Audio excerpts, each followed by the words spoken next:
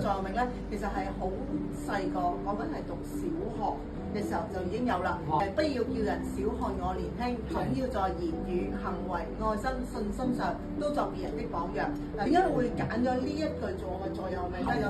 第一咧就話因為我細個嘅時候咧，我讀書係俾人哋做少讀書，所以全級裏邊咧，其實我係最細個嘅。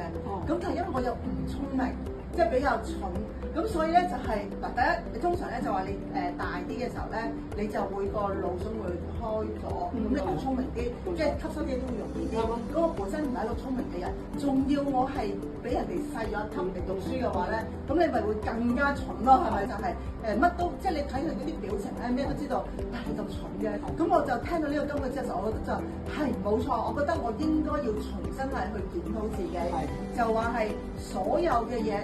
每一次譬如講嘢啦、做嘢啦，全部要諗一諗，係咪會令到人哋覺得好蠢嘅呢個發問？嗰陣時開始咧，我就會經常咧都會係去檢討自己。我每一晚瞓覺嘅時候咧，我都會瞓覺之前都會諗一諗啊，今日做過啲咩嘅事情咧？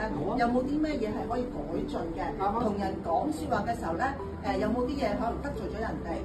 咁以後咧，即係再發生同樣事情，我唔可以俾自己重蹈覆轍。我又每年生日之前嗰個月咧，我又會再諗多次，諗翻過去嗰一年我做過啲咩嘢，有冇啲咩嘢係可以改進，同埋有冇啲嘢係話咗唔可以俾自己重蹈覆轍，又再嚟重蹈覆轍。咁我就會同自己講，記住，以後啲嘢唔可以咁樣錯完又錯，錯完又錯嘅。咁我就呢個係我個座右銘啦，一路到大個。咁當然咧，到而家大個你仲叫人話你年輕咩？係咪先？咁但係其實咧，自己有好多前輩㗎嘛。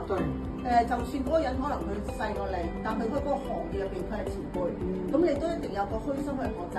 我一定要同自己講翻就係，喂，就算即使可能我係一個好 junior 嘅，佢係 senior 嘅，唔好理個年齡問題先。首先一定要虛心學習去問人哋，同埋就話係學完之後，人哋講咗俾你聽之後咧，你唔明嘅或者唔係好深入對明嘅，翻去自己再去做功課。所以我覺得呢一句嘅金句咧，係無論你係乜嘢年齡都好咧，佢都啱嘅。